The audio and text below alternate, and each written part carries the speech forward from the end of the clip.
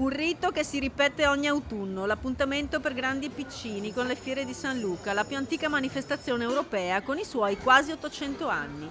Non solo giostre e attrazioni, ma anche gastronomia, dall'oca al folpo. E da quest'anno due grandi novità, la mascotte L'Oca Luca e i 18 box rimovibili che forniranno energia elettrica a tutta la kermesse, che non avrà più alcuna alimentazione a gas grazie all'accordo tra Associazione Luna Park, Comune di Treviso, Enel Energia e la realizzazione tecnica della Mimec di Quinto. Le colonnine di Enel erano ormai fatiscenti, non si poteva più utilizzarle, allora sono state smantellate completamente e hanno portato, oltre che a una miglioria per quanto riguarda l'impianto elettrico e una sicurezza, perché così abbiamo eliminato definitivamente le bombole di GPL dal Prato Fiera, abbiamo anche apportato un valore estetico, perché sono innanzitutto nel colore scelto dall'amministrazione di Treviso e in più poi a fine delle fiere vengono tolte. Una manifestazione che vedrà numerosi appuntamenti dedicati ai bambini di tutte le scuole, a cui saranno anche regalati 180.000 biglietti, ma anche agli anziani dell'ISRA. Tutti avranno la loro giornata dedicata. Vi aspettiamo numerosissimi,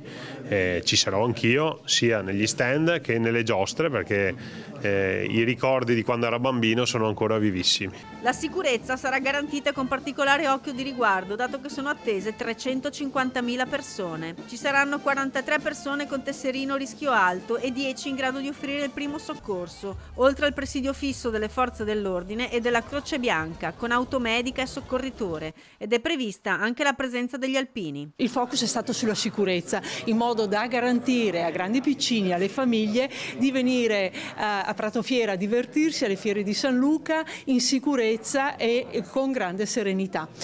L'auspicio è, come ogni anno, che il tempo ci aiuti perché ogni giorno sia un giorno di festa. Non saranno e non sono stati trascurati gli anziani, ecco perché 0,99, i bambini, le famiglie come detto e i giovani. Un grande momento di festa, come da tradizione, poi come sempre anche lo stand enogastronomico, quindi oca, folpetti e buon vino a tavola per tutti. E da ultimo una nota sul prato della fiera, bene da tutelare perché è l'unico rimasto in città. Ma grazie anche perché l'Associazione delle Antiche Fiere di San Luca ha contribuito con uno sforzo anche finanziario al ripristino dell'erba nel prato, che ancora non si vede, ancora non c'è, ma è un patrimonio della città.